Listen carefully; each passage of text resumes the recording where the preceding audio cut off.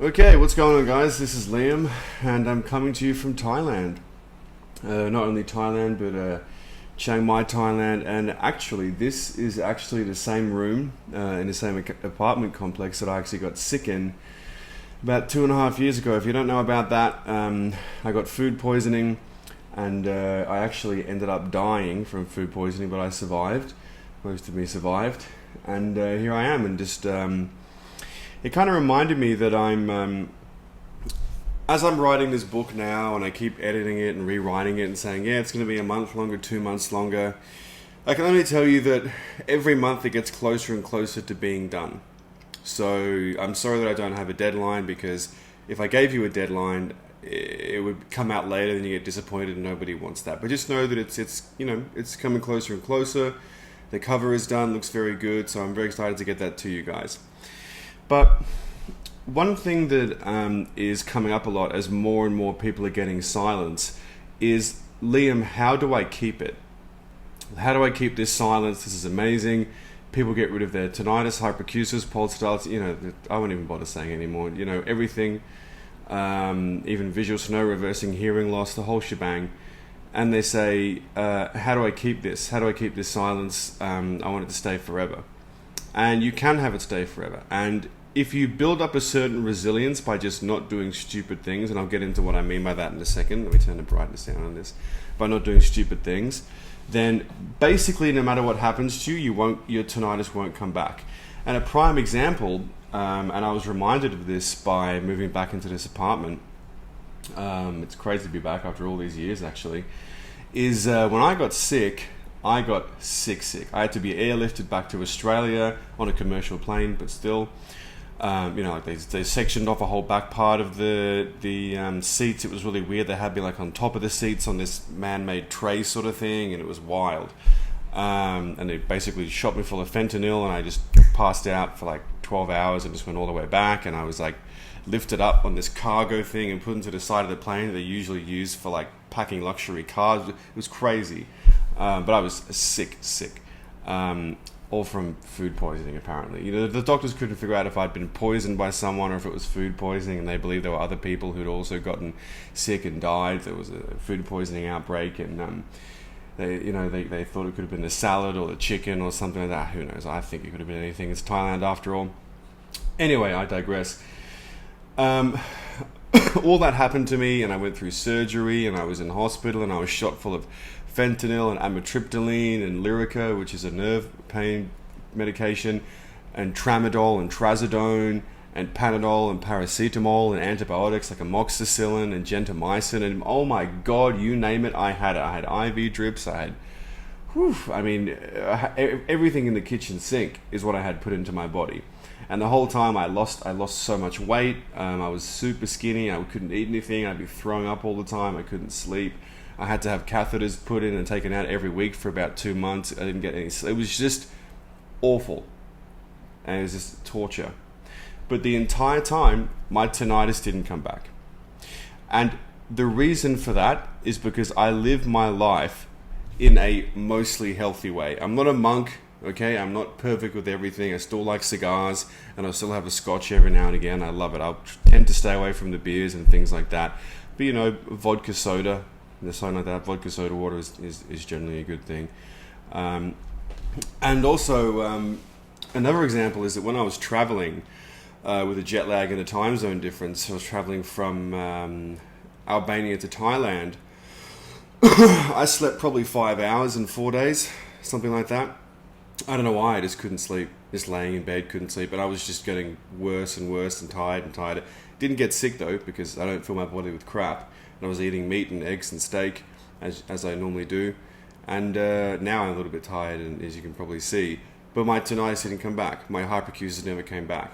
And I have other people who, I've been doing this for so long now, 4 years. I've been showing people how to do this for 4 years.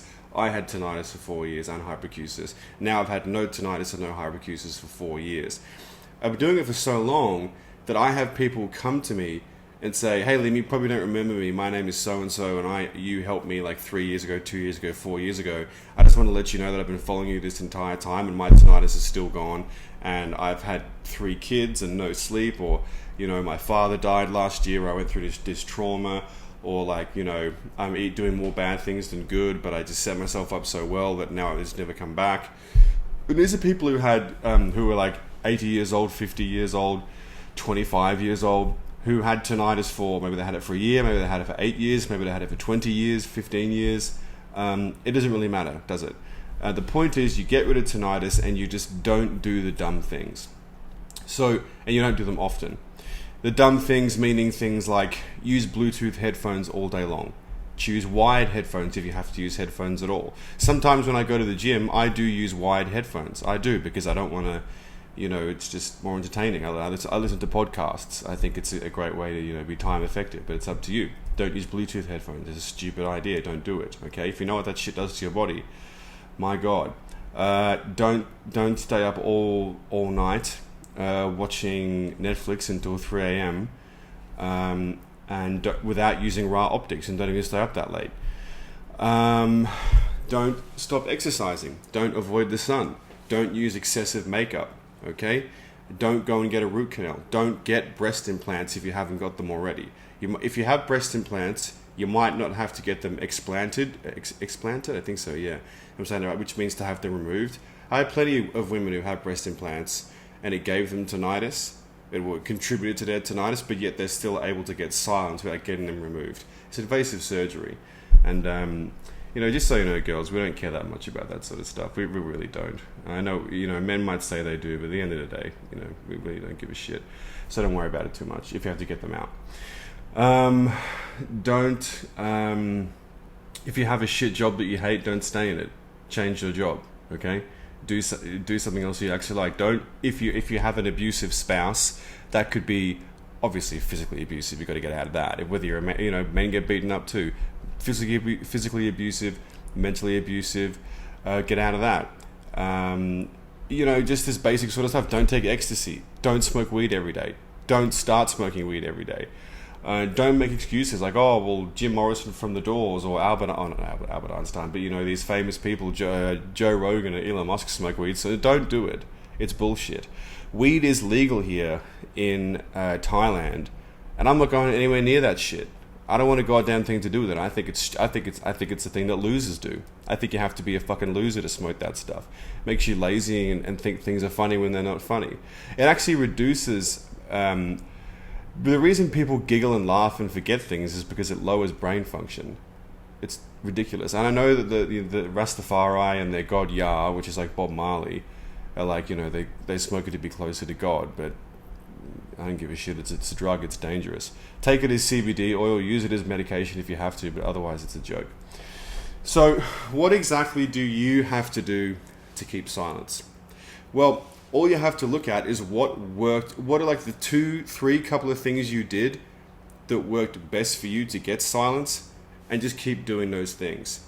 So if you cut out coffee and tea and notice an immediate and prolonged benefit, guess what? You're not going to drink coffee and tea anymore. That's just the way that it goes. That's life.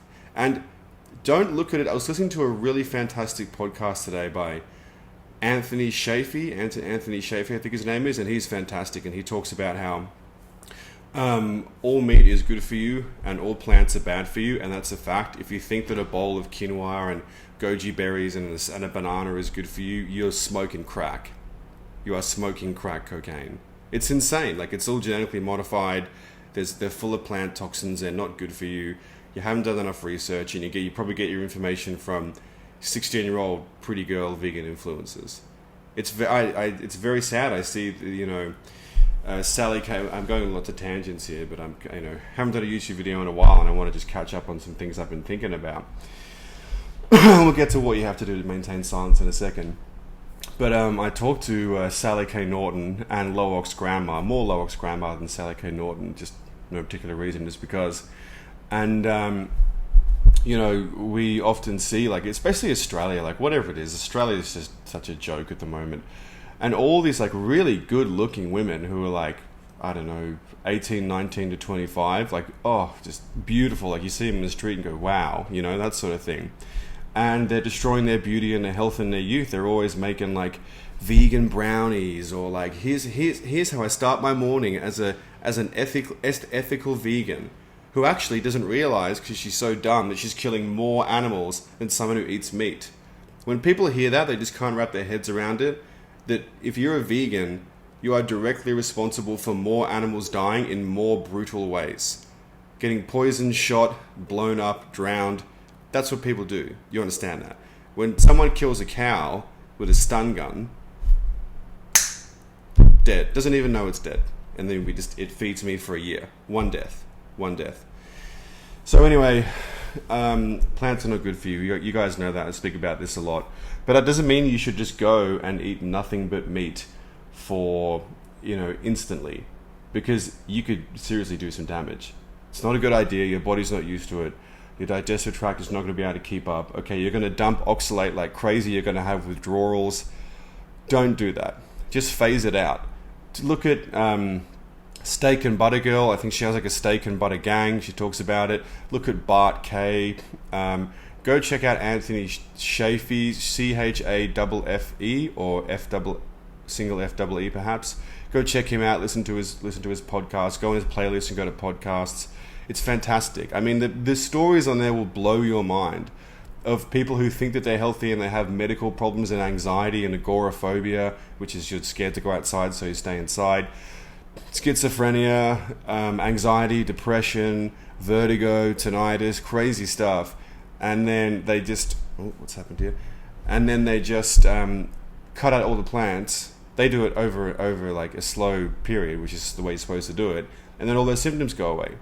I cannot fucking tell you how many times people say, wow, Liam, not only is my tinnitus gone away, but my anxiety and depression is completely gone. It's completely gone. Sometimes in weeks after they've had it since they were 16, and these are 50-year-old women and 50-year-old men. So there's something to be said about plants. When you're getting killed from the inside out by lectins, goitrogens, phytic acid, salicylates, oxalate, and all that sort of crap, then you think you're going to feel good when you're being shredded from the inside out and poisoned. It's just common sense. So when you have silence, I'm going to do a course on this and just offer it to people who've gotten silence, and they can have it. You can tell how jet lagged and tired I am, but I wanted to do this video. But all you have to do is just avoid the stupid stuff, and don't get back into the addictive behaviors. Like, if you're a guy or a girl, don't watch porn all day long if you've been doing that, or just don't watch it at all. It's not a good idea. God, I'm going to fall asleep. Don't drink excessive coffee. Don't drink every weekend or every day if you're a recovering alcoholic. Don't take drugs. Don't do ecstasy. Don't take acid. Don't take anything like that. Basic sort of stuff like that. It really is not that hard. If you look at my videos and you just watch like 15 of them, you'll know what to do. So I'm going to end this video here because, as you can tell, I'm falling asleep basically. But I just wanted to catch up with you guys and see what's going on. And the common sense, most questions I get, it's always the most common sense and obvious answer. It's just, don't do the stupid stuff. Now, I will say this. You don't have to do 100% of what you are doing to get silence in order to keep it. You only have to do about 10-15%, whatever that means to you. And what that percent is, as I said, go back and just keep doing whatever it was that got you the best results to get silence. Whether it's a dry fast, cold showers, muscle release, you're going to do that once or twice a month for the rest of your life. That's the way it's going to be, and it's not restrictive. Having tinnitus is restrictive. This is just common sense of being healthy. Okay. Kap kum kap, which is thank you in Thai, and enjoy your day. Tonight's not for life, and fuck ENTs.